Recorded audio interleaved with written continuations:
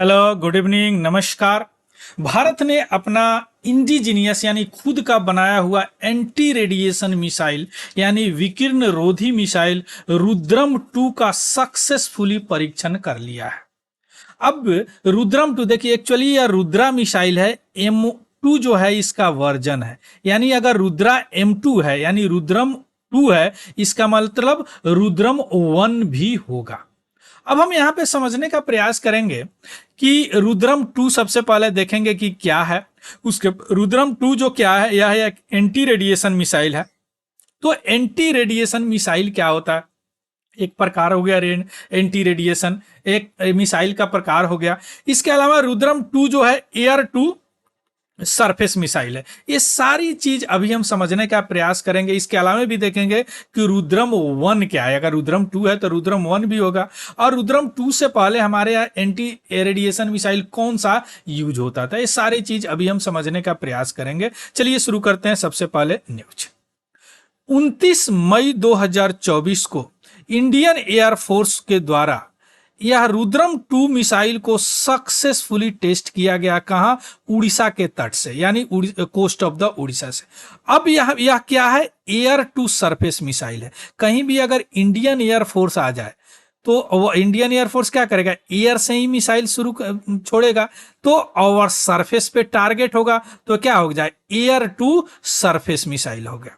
मैंने कई मिसाइल का वीडियो बनाया हूं जिसमें मिसाइल का classification on the different parameter पे किया हूं। तो इसमें से लॉन्च मोड वाला जो है एयर टू सरफेस मिसाइल है। इसमें 8 तरह के मिसाइल होते हैं, जिसमें से यह एक है एयर टू सरफेस मिसाइल। यानी यह लॉन्च होगा एयर से और इसका टारगेट कहां होगा? सरफेस पे होगा, यानी धरती पे होगा। तो एयर टू सरफेस मिसाइल। अब यह एयर से लॉन्च हुआ है, एयर से लॉन्च होगा तो इसके लिए क्या चाहिए? हमको फाइटर जेट चाहिए। तो इस मिसाइल को टेस्ट किया गया सुखोई Su-30 फाइटर जेट से, है ना। यह फाइटर जेट रसिया का है, जो हमारे पास है। हम लिए हैं रसिया से। अभी हमारे पास लगभग 272 इस तरह का फाइटर जेट है। और इसको लेकिन रसिया से लेने के बाद इंडिया के अनुसार इसको डिजाइन किया गया, जैसे ब्रह्मोस लगा सके, अस्त्रा लगा सके, रुद्रम 2 लगा सके, है ना, इसे लॉन्च कर सके। यह टेस्ट कब हुआ? सुबह में 29 मई 2024 को सुबह को 11:30 बजे करीब। अब इससे पहले रुद्रम 2 से पहले हमारे यहाँ जो एंटी रेडिएशन मिसाइल यूज होता था रसिया का KS-31 मिसाइल। लेकिन यह रुद्रम के आने के बाद अब KS-31 रिप्लेस हो जाएगा। अब रुद्रम 2 मिसाइल हम यूज करेंगे। अब इस न्यूज को पूरी तरह समझने से पहले आपको यह जानना जरूरी है कि मिसाइल क्या होता है और मिसाइल के प्रकार क्या होते हैं on the basis of different parameter. जैसे अभी एयर टू सरफेस मिसाइल है ना। सबसे पहले तो देखिए मिसाइल का कुछ इस तरह का स्ट्रक्चर होता है। रुद्रम ही मैंने लिया हूं, चूंकि रुद्रम ही। अब यह रुद्रम जो है इसमें कई स्टेज बटे होते हैं, यानी फ्यूल का स्टेज होते हैं। जैसे मान लीजिए कि यह एक स्टेज हो गया, मान लेते हैं कि यह एक स्टेज हो गया, है ना। अब यह रुद्रम जो है 2 स्टेज यानी 2 स्टेज का फ्यूल इसमें है। और फ्यूल क्या होगा? दोनों स्टेज सॉलिड फ्यूल है। फ्यूल यहाँ नहीं बोलते हैं, यहाँ पे प्रोपल्सन सिस्टम बोलते हैं। इसलिए चूंकि ऊपर जब मिसाइल जाता है वहां पे फ्यूल के साथ आप ऑक्सीजन भी ले जाते हैं, तो इसको प्रोपेलेंट बोलते हैं। और इस पूरे सिस्टम को क्या बोलते हैं? प्रोपेलेंट सिस्टम बोलते हैं। फ्यूल सॉलिड लिक्विड 2 तरह के होते हैं। एक तीसरा गैसियस भी होता है, जैसे हाइड्रोजन यूज करते हैं क्रायोजेनिक में, लेकिन उसको भी कन्वर्ट कर देते हैं लिक्विड में। तो मेनली 2 ही होते हैं, सॉलिड और लिक्विड। इसमें सॉलिड होता है। इसका जो यह होता है कैप जो होता है, यहीं पे इसको वार हेड बोलते हैं। यहीं पे विध्वंस करने के लिए या टारगेट को हिट करने के लिए यहाँ पे हथियार के तरह, जैसे परमाणु बम लगा दिया है, कोई कोई कन्वेंशनल हथियार भी लगा सकते हैं, वार हेड होता है। अब चूंकि यह एयर टू सरफेस मिसाइल है, एयर से लॉन्च होगा और सरफेस पे इसका टारगेट होगा, तो इसको लॉन्च किससे किया जाएगा? सुखोई से किया जाएगा। क्लियर। अब जो मिसाइल होता है, जैसे चलने के नेचर के आधार पर, कैसे उसका नेचर है, कैसे वह चलेगा और अपने टारगेट को हिट करेगा, 2 तरह के होते हैं। पहले को बैलिस्टिक बोलते हैं, दूसरे को क्रूज मिसाइल बोलते हैं। बैलिस्टिक मिसाइल क्या होता है? इस तरह का प्रोजेक्टाइल पाथ बनाते हैं, यानी यहां से चलेंगे और यहाँ मिड में स्पेस में यहाँ आने के बाद इसका फ्यूल बंद हो जाता है। यहाँ से आप गाइड नहीं कर सकते। इसके बाद वह गुरुत्वाकर्षण के प्रभाव में under the influence of gravity target को हिट करता है। है ना। जैसे हमारे पास अग्नि सीरीज का मिसाइल है, जैसे अग्नि 5 दिव्यास्त्र है, या क्या है, एक बैलिस्टिक मिसाइल है।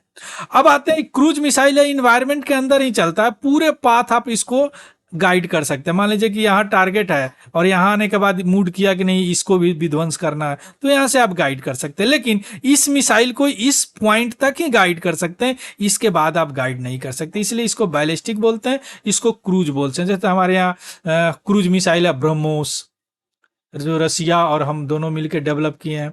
इसके अलावा हमारा इंडिजीनियसली क्रूज मिसाइल है निर्भया, निर्भया, है ना।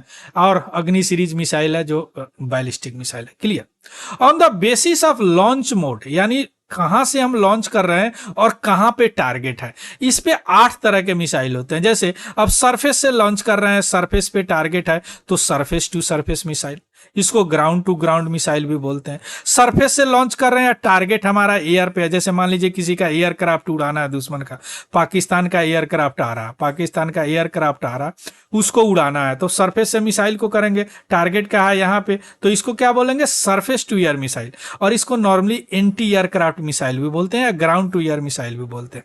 सरफेस टू कोस्ट मिसाइल, यानी सरफेस कोस्ट से सी में टारगेट है।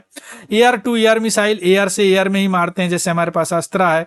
एयर टू सरफेस मिसाइल यही है रुद्रम 2, जिसके बारे में अभी पढ़ रहे हैं, रुद्रम मिसाइल, रुद्रम 2 जो एयर टू सर, इसको एयर टू ग्राउंड मिसाइल भी बोलते हैं। सी टू सी, सी से लॉन्च हुआ, सी में ही टारगेट है। सी टू सरफेस, सी से लॉन्च हुआ, सरफेस पे टारगेट है। एंटी टैंक, टैंक को मारने के लिए।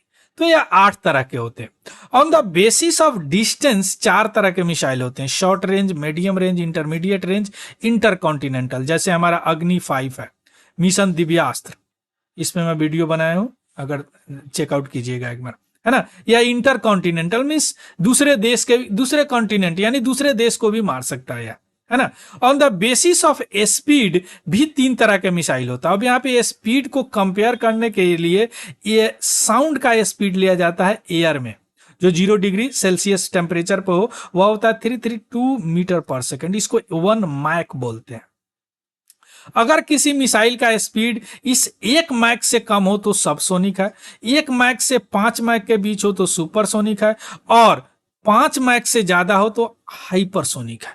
तो इसका जो रुद्रम 2 है, इसका स्पीड है 5.5 मैक, इसलिए इसको सुपरसोनिक स्पीड में ही रखा गया है।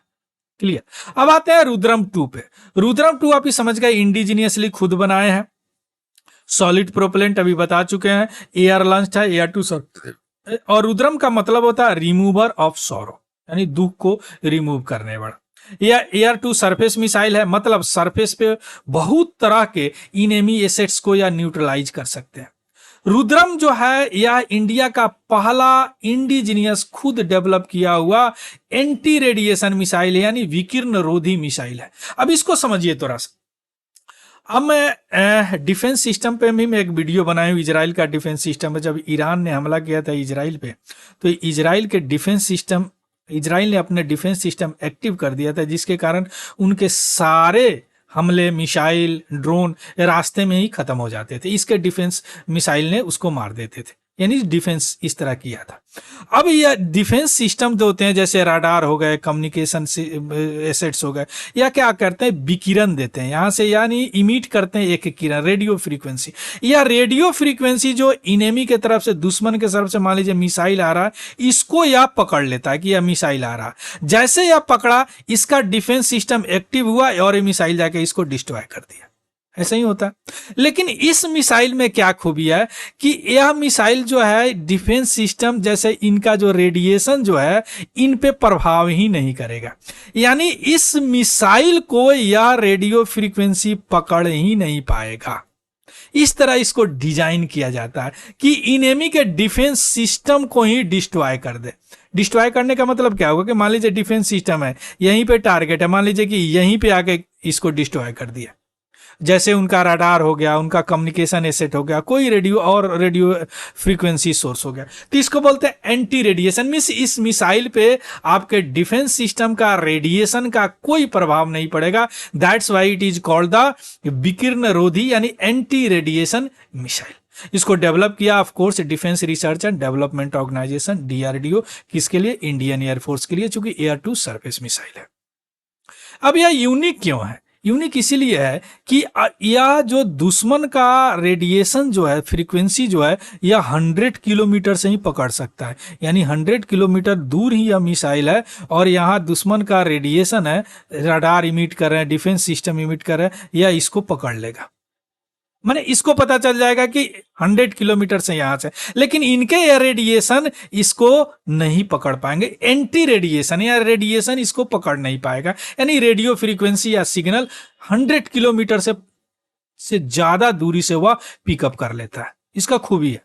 दूसरा खूबी क्या है कि अगर यह मिसाइल लॉन्च हुआ यहां से, मान लीजिए लॉन्च हुआ, यहां पे टारगेट है, मान लीजिए टारगेट डायनेमिक है, या मिसाइल छूट गया यहां से, लेकिन अगर टारगेट अगर यहां पे आ गया तो इस मिसाइल का इंटरनल गाइडेंस सिस्टम खुद एक्टिवेट हो जाएगा और इस टारगेट को यहां पे डिस्ट्रॉय कर देगा। माने इसका इंटरनल गाइडेंस सिस्टम खुद गाइड करेगा इस टारगेट को डिस्ट्रॉय करने के लिए आफ्टर फायर्ड, यानी चलने के बाद। यह बहुत बड़ा खूबी है। इसका रेंज 300 किलोमीटर तक है और यह 200 किलोग्राम तक पेलोड ले जा सकता है। यानी यह 200 किलोग्राम यहाँ पे पेलोड ले जा सकता है, कोई भी पेलोड हो। इसका स्पीड 5.5 मैक है, इसलिए इसको सुपरसोनिक बोला गया है। अब आते हैं रुद्रम 1 को थोड़ा समझते हैं। रुद्रम 1 4 साल पहले सक्सेसफुली परीक्षण किया गया। ऑफ कोर्स उड़ीसा के बालासोर से इसको इंडियन एयरफोर्स के लिए परीक्षण किया गया। यह anti radiation new generation anti radiation missile है ना। या उस समय जब इसको टेस्ट किया गया था, उस समय मिनिस्ट्री के तरफ से यह बयान आया था कि यह एक्यूरेसी के मामले में पिन पॉइंट एक्यूरेसी है रेडिएशन के मामले में, या रेडिएशन टारगेट, यानी यह किसी भी डिफेंस सिस्टम के रेडिएशन को न्यूट्रलाइज कर दे रहा है, पकड़ ले रहा है ना। दूसरी बात किया, उस समय डेवलप किया गया जब चाइना कुछ गड़बड़ कर रहे थे ईस्टर्न लद्दाख में, तो उसको देखते हुए इसको डेवलप किया गया था। अब आते हैं रुद्रम 2 में 2 तरह के सीकर लगे रहते हैं। Sikar means radiation Sikar, air radiation को पकड़ने वाला। एक तो होता है कि रेडियो फ्रीक्वेंसी का जो वेवलेंथ है वह ज्यादा है, उसको पकड़ लेता है, और एक होता है मिलीमीटर वेव, यानी बहुत छोटा जो वेवलेंथ होता है ना, बहुत सारे कम्युनिकेशन सिस्टम रडार ऐसा इमिट करते हैं, उसको भी यह पकड़ लेता है। किसी भी वेदर कंडीशन में इस तरह का मिसाइल फंक्शन करते हैं, इस तरह का उनका रडार इस तरह का वेव जनरेट करते हैं, उसको भी पकड़ लेता। अगर इसके टारगेट की बात करें तो 100 से 150 किलोमीटर तक रेंज है और यह माइक 2 तक जाता है, वह 5 तक है, 2 तक जाता है। और इसका एल्टीट्यूड है, दूरी जो है 1 से 15 किलोमीटर ऊपर से एल्टीट्यूड इसका रेंज है। क्लियर। अब आते हैं, इसको फोर्स मल्टीप्लायर भी नाम दिया गया। जैसे आपसे पीटी में पूछ सकता है which of the following missile is also called force multiplier, या पूछ सकता है which of the following is first first anti radiation missile. तो दोनों क्या है, Rudram.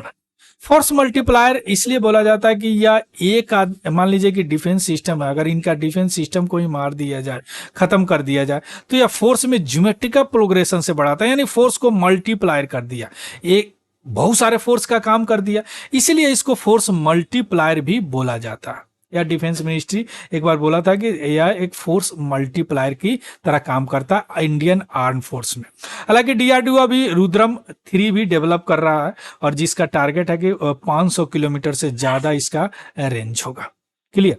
So this is all about the news. तो आपने इसमें आप क्या सीखे अभी कि रुद्रम 2 क्या है, सक्सेसफुली लॉन्च किया गया। इसके समझने के लिए आपने मिसाइल समझा, मिसाइल का classification on the different parameter आपने समझा। उसके बाद में आपने समझा कि रुद्रम 2 क्यों यूनिक है, एंटी रेडिएशन मिसाइल क्या है, इससे पहले कौन एंटी रेडिएशन मिसाइल यूज किया। इसके बाद में समझे रुद्रम 1 क्या है। ये सारी चीज आपने समझ लिया। डिफेंस के लिए यह बहुत इंपॉर्टेंट है। क्लियर। तो इसका पीडीएफ हमारा Telegram channel Tiwari general study से आपको मिल जाएगा, वहां से आप देख लीजिएगा, उसको भी ज्वाइन कर लेंगे। अगर यह वीडियो इन्फॉर्मेटिव लगा हो तो प्लीज लाइक शेयर सब्सक्राइब जरूर कीजिएगा और मुझे कमेंट करके जरूर बताइएगा। So thank you, have a good day and happy learning. Thank you very much.